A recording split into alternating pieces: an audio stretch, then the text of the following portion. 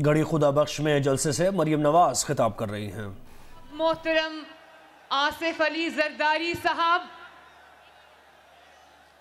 जनाब chairman peoples party Bilawal Bhutto Zardari साहब, PDM के मोहतरम कायदीन, मोजा भाईरो, मोजो भेनरो, पीपल्स पार्टी के जियालो, मोहतरमा शहीद और भुट्टो शहीद के मानने वालों, सिंध धरती के बेटों, आपको सिंध की बेटी, सिंध की बहन मरियम नवाज शरीफ की तरफ से अस्सलाम अलैकुम। अजमा सिंध जे अमन जे सरजमीन ते आई आया।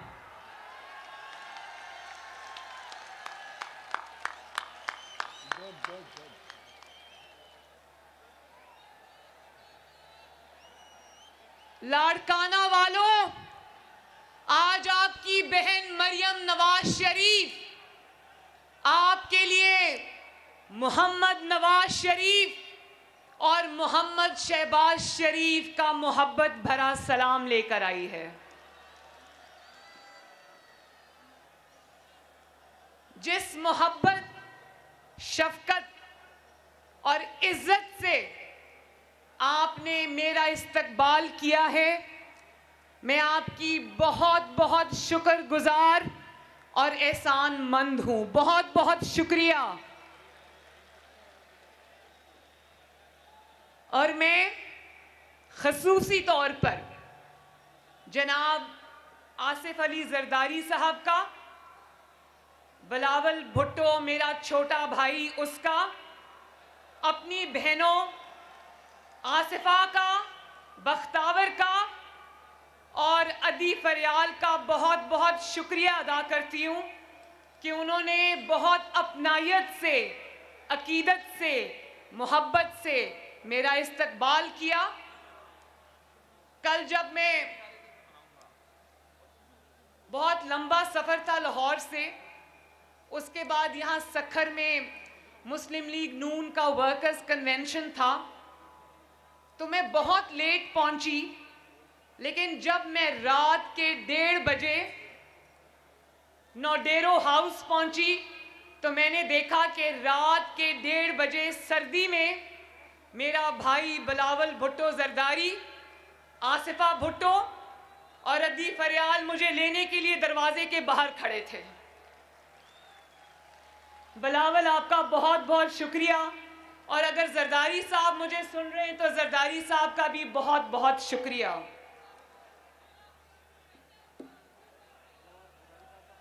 और मुझे अपने घर में ठहराने का भी शुक्रिया। मुझे अब एक बात याद आ रही है कि जब बिलावल भुट्टो ने पिछली दफा मुझे कराची में कारसाज के जलसे में बुलाया था, तो सुबह मेरा दरवाजा तोड़कर मेरे कमरे पर हमला कर बिलावल भुट्टो जरदारी के मेहमानों को उठाकर ले गए।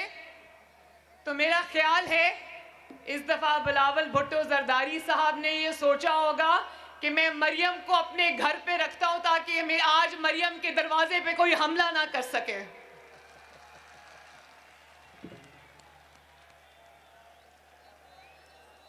मुझे आज खुशी भी है कि मैं शहीद मोहतरमा बेनज़ीर भुट्टो के मज़ार पर हाज़िरी देने आई हूँ, लेकिन मुझे अफसोस भी है, दुख भी है कि पाकिस्तान की नहीं बल्कि आलमे इस्लाम की पहली खातून वज़ीर आज़म शहीद मोहतरमा बेनज़ीर भुट्टो को अपनी जिद्दोजहद में हाथ से जान गंवाना पड़ी। मैं दुआ करती हूँ अल्लाह ताला से कि अल्लाह ताला भुट्टो साहब के, बेनज़ीर भुट्टो के दरजात को बुलंद करे और अल्लाह ताला जन्नतुल फिरदौस में उनको आला मकाम अता फरमाए। बोलो आमीन।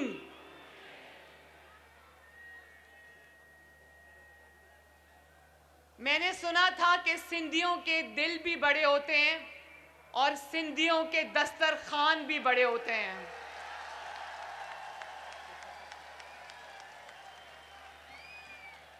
और आज आपने ये बात साबित की कि हाँ, सिंध के दिल भी बड़ा है और सिंधियों के दस्तरखान भी बड़े हैं। शाबाश।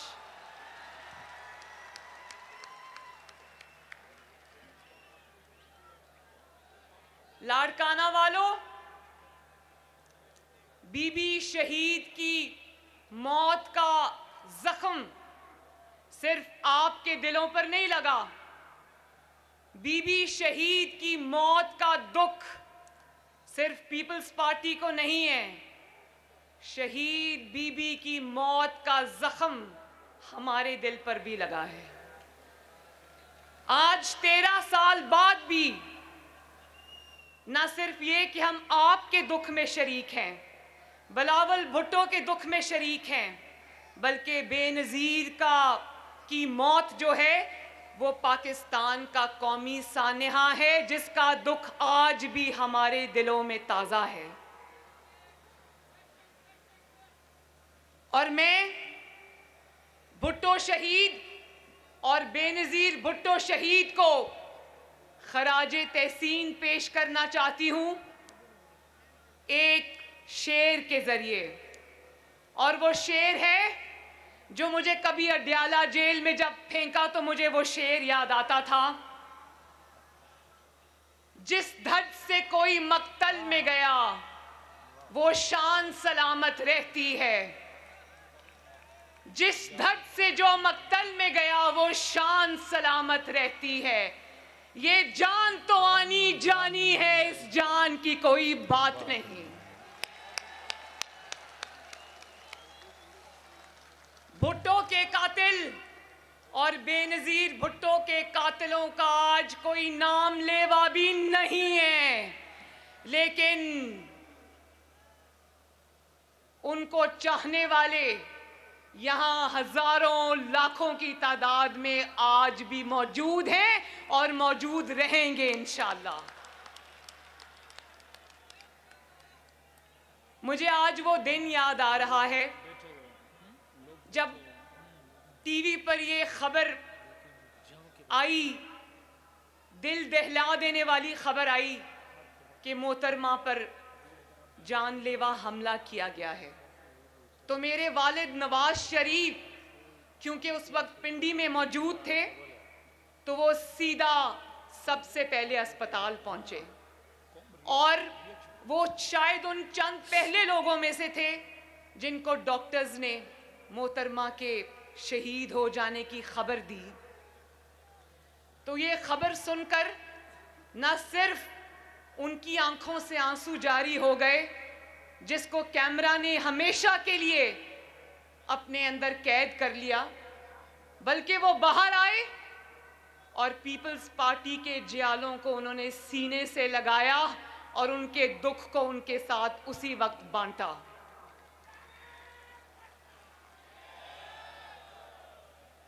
और मैं उस दिन घर से बाहर थी कहीं लाहौर में, तो मेरी वालदा का मुझे फ़ोन आया और उन्होंने कहा कि मरियम तुम कहाँ हो? मैंने कहा कि मैं बाहर हूँ। तो उन्होंने कहा घर वापस आ जाओ, बहुत बड़ा हादसा हो गया है, बेनज़ीर भुट्टो की शहादत हो गई है। तो मैं जब अपने घर वापस पहुँची तो मेरे दादी के कमरे में मेरी पूरी फैमिली जमा थी और हमारे घर में सोग का सामान था, सोग का समा था और सब इस तरह वहाँ पर रो रहे थे, मेरी वालदा समेत, कि जैसे हमारे ख़ानदान का कोई फ़र्द दुनिया से रुखसत हो गया हो। आज भी 13 साल हो गए। मैं जानती हूँ मेरे पीपल्स पार्टी के भाइयों बहनों, मैं जानती हूं कि मां को खो देने का दुख क्या होता है। मैंने भी अपनी मां खोई है। मेरी मां भी उस वक्त अल्लाह ताला को प्यारी हो गई जब मैं जेल की काल कोठरी में थी। लेकिन और मां का दुख, यकीन जानो, मां का दुख आज भी मेरे दिल में उसी तरह ताज़ा है जिस तरह 2.5 साल पहले था। लेकिन जब मैं बिलावल भुट्टो को देखती हूँ तो मुझे और भी ज़्यादा तकलीफ़ होती है, क्योंकि मैंने तो फिर अपनी ज़िंदगी के कुछ साल अपनी वालदा के साथ बिता लिए थे। इसने तो बहुत बचपन में अपनी वालदा को खो दिया।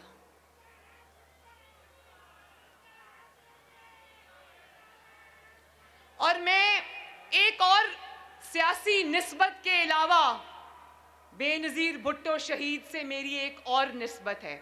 आज मैं जियालों से अपने दिल की बातें कर रही हूँ।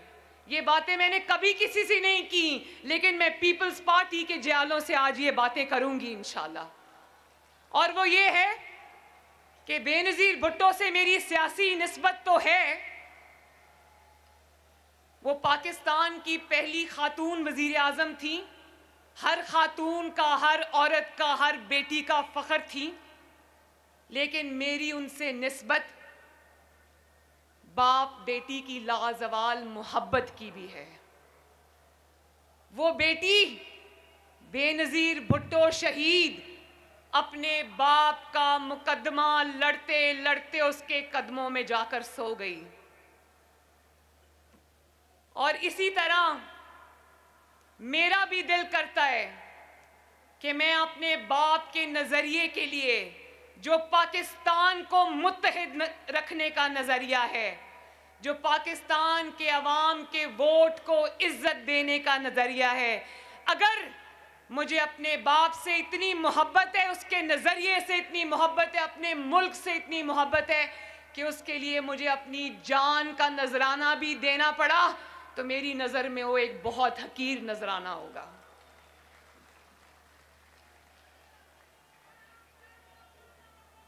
और जिन दिनों मीसाके जमहूरियत बन रहा था तो बेनज़ीर भुट्टो साहिबा और आसिफ अली जरदारी साहब, उन दिनों हम जद्दा में जिला वतन थे।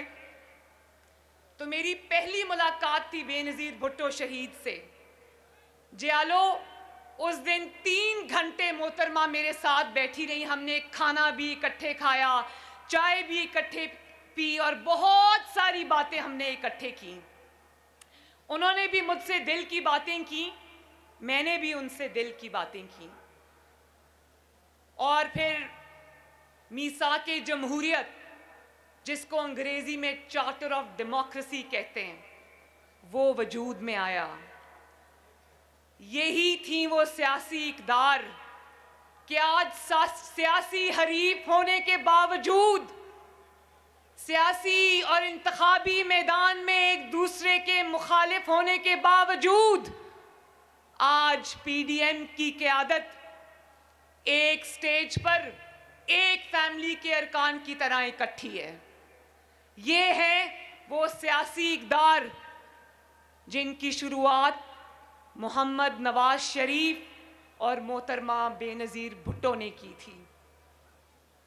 ये सिर्फ एक मिसाक नहीं था, ये सिर्फ कागज के चंद टुकड़े नहीं थे जियालो, ये पाकिस्तान की सियासी तारीख और पाकिस्तान की सियासी रास्ते का रुख मोड़ने वाला फैसला था, जिसको इंशाअल्लाह ताला मैं, बिलावल और पाकिस्तान की तमाम सियासी क़यादत इंशाअल्लाह ताला ना सिर्फ लेकर चलेंगे बल्कि आगे भी बढ़ाएंगे।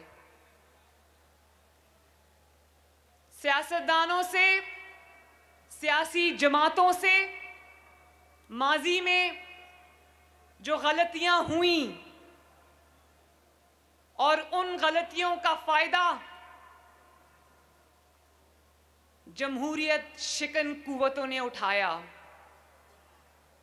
तो उनका अजाला भी फिर वो सियासतदान सब सर जोड़ कर बैठे और उन्होंने सोचा कि ये साजिशें अब नहीं चलेंगी।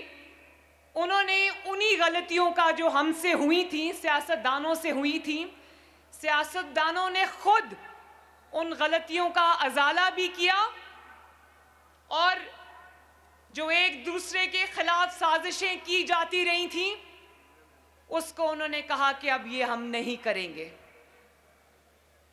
और उसी का समर आज पाकिस्तान को मिला। पहली बार ये हुआ कि जमहूरी हुकूमतें, आपके वोट से आने वाली हुकूमतें अपनी मुद्दतें पूरी करने लगीं। मुझे अच्छी तरह याद है कि जब 2008 में पीपल्स पार्टी की हुकूमत बनी तो बहुत सारे लोगों को ये था कि वो हुकूमत गिराई जाए। तो मोहम्मद नवाज शरीफ ने कहा नहीं, अपनी पार्टी में भी उस राय को कुचला और कहा कि नहीं, ये हुकूमत अपने 5 साल पूरे करेगी और अवाम और हुकूमतों में लाना और ले जाना सियासी जमातों का नहीं, अवाम का काम है।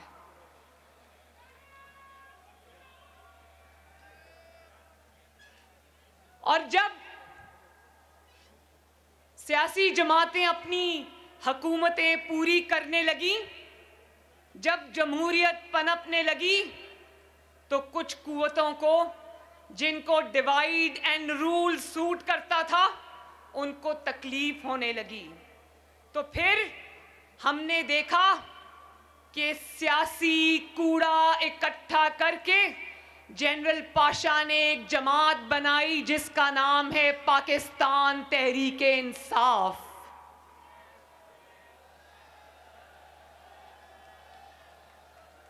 और फिर उस जमात को आपकी मुंतखब हुकूमत के खिलाफ धरनों और साजिशों में इस्तेमाल किया गया। और फिर उसके बाद उसी सियासी जमात में से एक इंसान जो 22 साल दर बदर की ठोकरें खाता रहा, लेकिन अवाम ने उसको घास नहीं डाली, फिर उसी को उठाकर, उस नालायक और उस नाअहल को उठाकर वोट चोरी करके हमारे 22 करोड़ अवाम के सरों पे मुसल्लत कर दिया गया। आज पीडीएम ने क्या कहना है इमरान खान को? वो इमरान खान आज खुद चीख कर कह रहा है कि मुझे कुछ भी नहीं आता।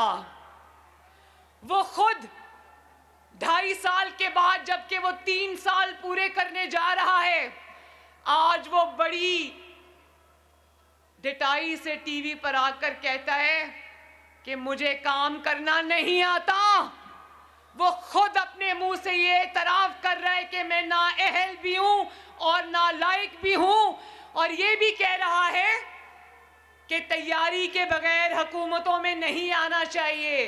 भाई, तुम्हें ये कहना चाहिए कि तैयारी के बगैर हुकूमतों में नहीं लाया जाना चाहिए। और जब उसकी नालायकी और नाअहली की वजह से जो महंगाई हो रही है और उस महंगाई की वजह से लोग खुदकुशियां कर रहे हैं, तो वो कमाल डिटाई से खड़ा होकर कहता है खुदकुशियां हो रही हैं तो मैं क्या कर सकता हूं, मेरे पास कोई जादू का बटन नहीं है। लाड़काना वालों, नौडेरों वालों, ये मुल्क अब इस तरह नहीं चलेगा। बोलो चलेगा? ये मुल्क अब इस तरह नहीं चलेगा। कोई मुल्क तोड़े तो भी मासूम, कोई आईन तोड़े तो भी मासूम, कोई सियाचिन गवा दे तो भी मासूम, कोई कश्मीर का मुकदमा हार बैठे तो भी मासूम, कोई अपना हल्फ तोड़कर सियासत में दखल अंदाजी करे तो भी मासूम, कोई अपने मुखालिफिन को कत्ल करा दे तो भी मासूम, कोई अपने सियासी मुखालिफ को जेल में डालकर उसको मौत के दहाने तक पहुंचा दे तो भी मासूम, कोई अरबों रुपए की करप्शन करे। पिज्जा वाले को जानते हो ना? क्या नाम है पिज्जा वाले का? आवाज नहीं आई, ऊंची बताओ, क्या नाम है पिज्जा वाले का? और जोर से लाड़काना वालों, क्या नाम है पिज्जा वाले का? कोई सरकारी मुलाजिम होकर भी अरबों खरबों रुपए के असासे बना ले तो भी मासूम, लेकिन फांसियां हो तो सियासतदानों को हो, गोलियां उतरे तो सियासतदानों के सीनों और सरों पर उतरे, 100-100, 200-200 पेशियां भुगतें तो सियासतदान भुगतें, जेल की काल कोठरियों में मौत के दहाने तक पहुंचा दिए जाएं तो सियासतदान पहुंचा दिए जाएं, बहू बेटियों को घसीटा जाए अदालतों में, जेलों में, तो सियासतदानों की बहू और बेटियों को घसीटा जाए, मीडिया पर सर्कस लगे तो सियासतदानों के खिलाफ लगे, किरदार कुशी हो तो सिर्फ सियासतदानों की हो। लेकिन याद रखो कि नजरिए को फांसी नहीं लग सकती,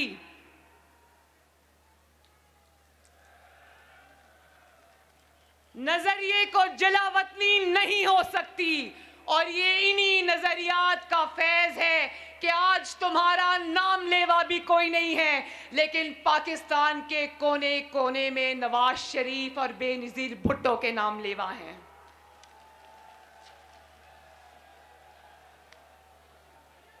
और आईन के कातिल और बेनजीर भुट्टो शहीद का कातिल मुशर्रफ, उसको पाकिस्तान में लाने की बात तक नहीं होती।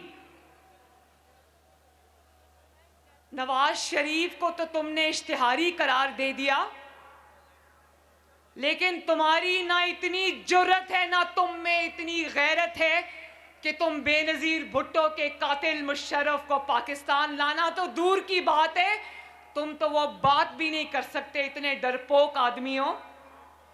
जिस अदालत में मुशर्रफ को आईन रोंदने की जो उसने गुनाह किया था, उस पर उसने मुशर्रफ को जब फांसी की सजा सुनाई तो लाड़काना वालों, उस अदालत को जिसने कमाल बहादुरी दिखाते हुए बेनजीर भुट्टो के कातिल और आईन पाकिस्तान के कातिल मुशर्रफ को फांसी की सजा सुनाई थी, उस सजा सुनाने वाली अदालत को ही फांसी चढ़ा दिया गया। बोलो, मानते हो इस नाइंसाफी को? मगर याद रखो कि मुशर्रफ आज मुल्क में वापस नहीं आ सकता। मुशर्रफ के लिए पाकिस्तान की सरजमीन के दरवाजे बंद हैं और बंद रहेंगे इंशाअल्लाह ताला। लेकिन आईन रोंदने के जुर्म में मुशर्रफ को फांसी देने वाला वो बहादुर जज जस्टिस वकार सेठ, जो अब अल्लाह ताला के पास जा चुके हैं, उसके आईन को सर बुलंद रखने के जुर्रतमंदाना फैसले को पाकिस्तान की अवाम न सिर्फ याद रखेगी बल्कि जिंदा रखेगी इंशाअल्लाह। पीडीएम की क़यादत यहाँ पर मौजूद है, सब बड़े बड़े लीडरान यहाँ पर मौजूद हैं। पीडीएम वो तहरीक है जिसने तमाम सूबों को आईन के साए के नीचे जमा किया है।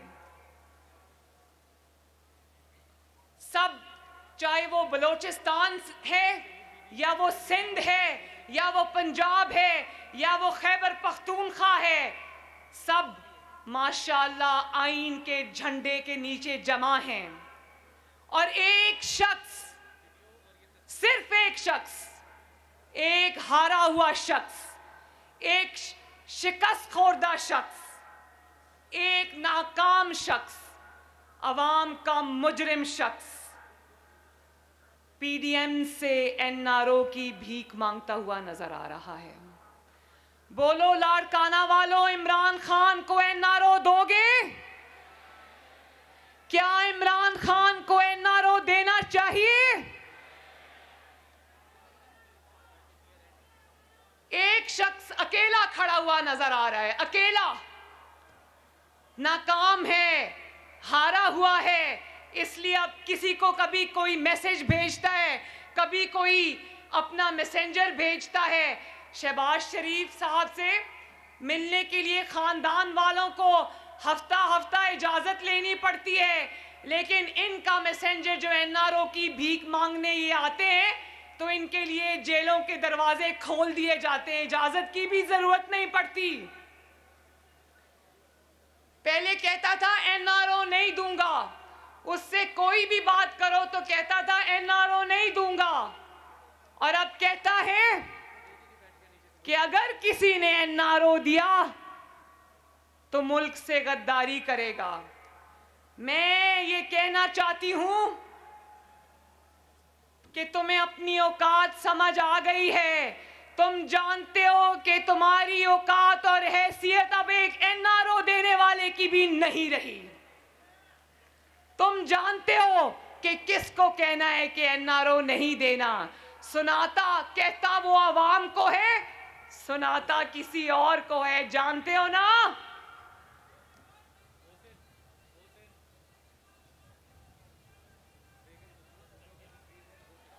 इस महंगाई को घर भेजने के लिए इमरान खान को घर भेजना बहुत जरूरी है, ये सुन लो।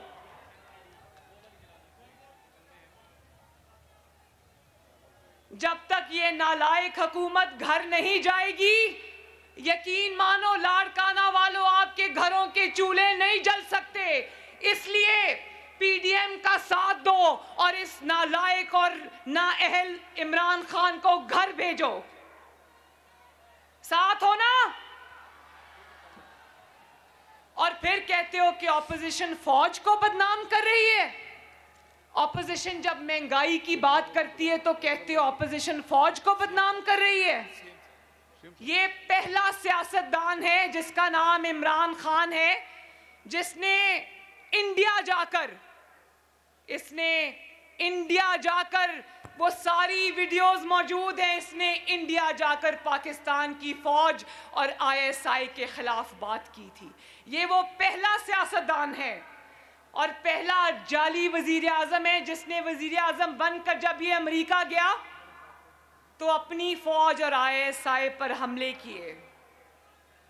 पाकिस्तान की याददाश्त कमजोर नहीं है। आज तुम ऑपोजिशन को ये मत कहो कि ऑपोजिशन फौज के खिलाफ बात करती है। ऑपोजिशन और पाकिस्तान की आवाम के पास तुम्हारी वो सब वीडियोस मौजूद हैं जिसमें तुमने फौज के ऊपर सीधे सीधे हमले किए हुए हैं।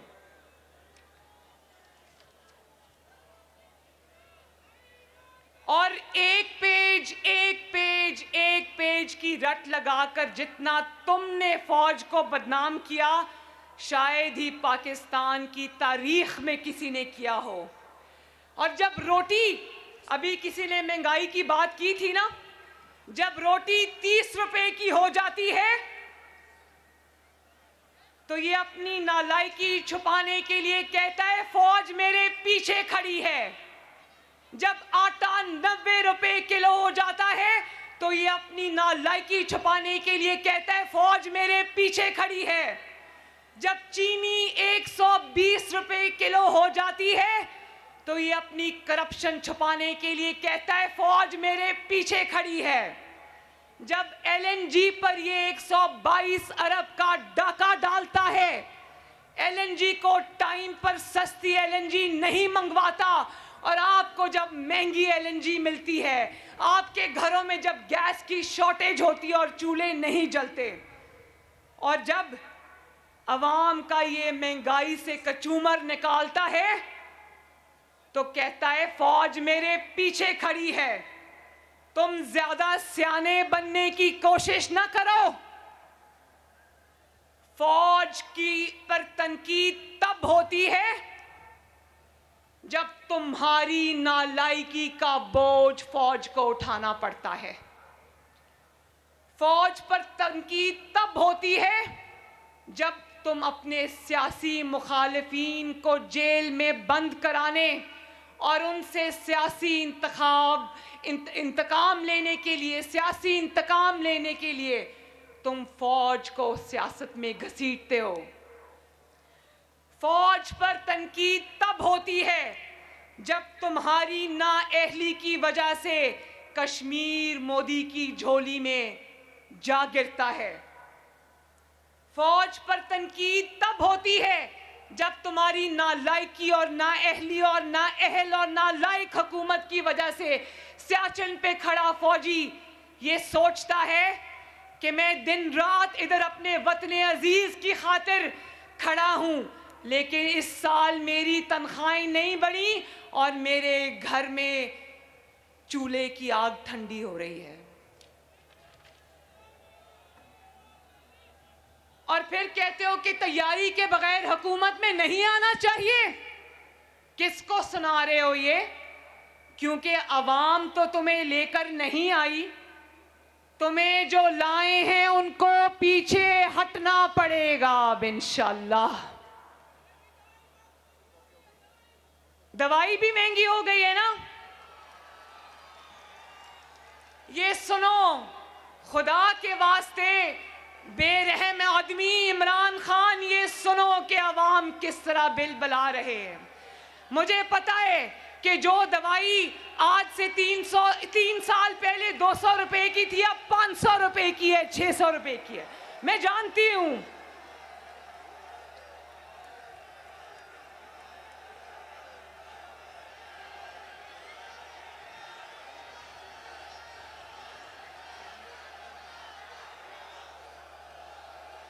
मैं जानती हूं लाड़काना वालों, मैं जानती हूं कि गरीब के लिए अब दवाई खरीदना भी मुश्किल है। मैं जानती हूं, मेरा दिल आपके साथ धड़कता है और यकीन जानो कि इंशाअल्लाह ताला ये जब अवाम इसको घर भेजेगी और आपकी मुंतखब हुकूमत आएगी तो इंशाअल्लाह आपकी खिदमत के लिए दिन रात हम सब मिलके आपकी खिदमत के लिए दिन रात एक करेंगे इंशाअल्लाह ताला।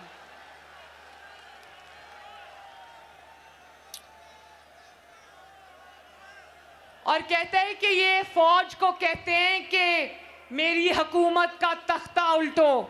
नहीं, हम फौज को नहीं कहते कि इसकी हुकूमत का तख्ता उल्टो।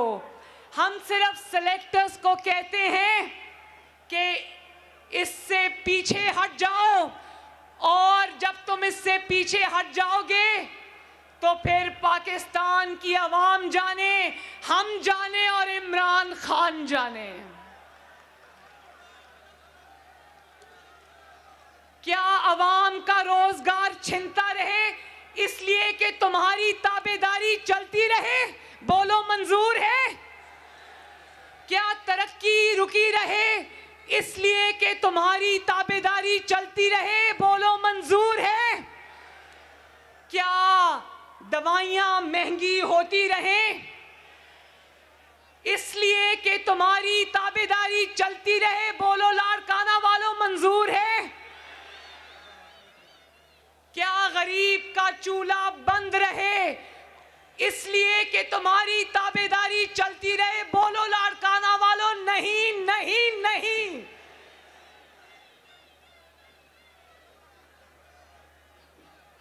आटा, बिजली, गैस लूट मार तुम करो इसलिए कि तुम्हारी ताबेदारी चलती रहे। बोलो लाड़काना वालों, क्या ये बात सही है या नहीं सही? तुम्हारी हालत काबिले रहम है। देखो, एक मजे की बात बताती हूं, तुम्हारी हालत काबिले रहम है। मर्दान के रैली के अंदर बिलावल भुट्टो नहीं आ सका, तो उस दिन इसकी जो ज़हनी हालत है इमरान खान की, इतना कमज़ोर है ये आदमी कि ये दूरबीन लगाकर पीडीएम के जलसे देखता है और स्टेज पे दूरबीन लगा के देखता है कि कौन सा लीडर बैठा है, कौन सा नहीं बैठा। और अगर मर्दान के जलसे में बिलावल भुट्टो जरदारी नहीं आ सकता तो ये रात को खुशी से उछलता है कि हा बिलावल भुट्टो जरदारी नहीं आया, पीडीएम में लड़ाई हो गई है। और आज ये कहेगा कि मौलाना फजलुर रहमान नहीं आ सके, पीडीएम में लड़ाई हो गई है। कल को ये देखेगा कि किसी रैली में मरियम नवाज नहीं आ सकी तो तालियां बजाएगा कि पीडीएम में लड़ाई हो गई। और फिर कहता है कि इन बच्चों की अहलियत क्या है। मैं बताऊं इन बच्चों की अहलियत, तुम्हारे से उम्र में आधे हैं, बच्चे तो नहीं हैं, लेकिन इन बच्चों ने तुम्हें तिगनी का नाच नचा दिया है। इन बच्चों ने तुम्हारी रातों की नींदें हराम कर दी हैं। और एक और बात, इसलिए कि ये बच्चे आज तारीख की सही सिमत में खड़े हैं और तुम अकेले इसलिए हो। और फिर जब ये बच्चे तुम्हें ललकारते हैं तो अपने बड़ों के पीछे छाके छुप जाते हो और कहते हो कि ओहो मुझे इन बच्चों से बचाओ, ये बच्चे मुझे लेके बैठ जाएंगे।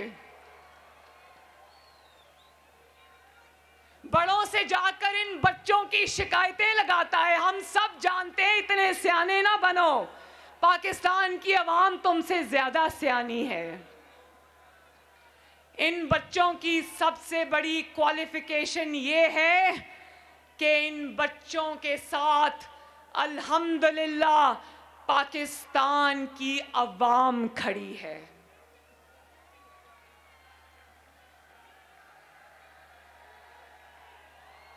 तो आखिर में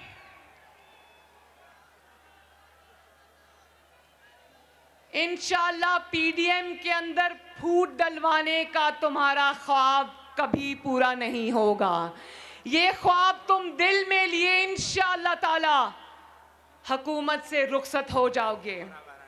कान खोल कर सुन लो, तुम्हारी जंग पीडीएम से नहीं है, तुम्हारी जंग इन 22 करोड़ अवाम से है जिनके ऊपर तुम बिजली और कहर बन के टूटे हो।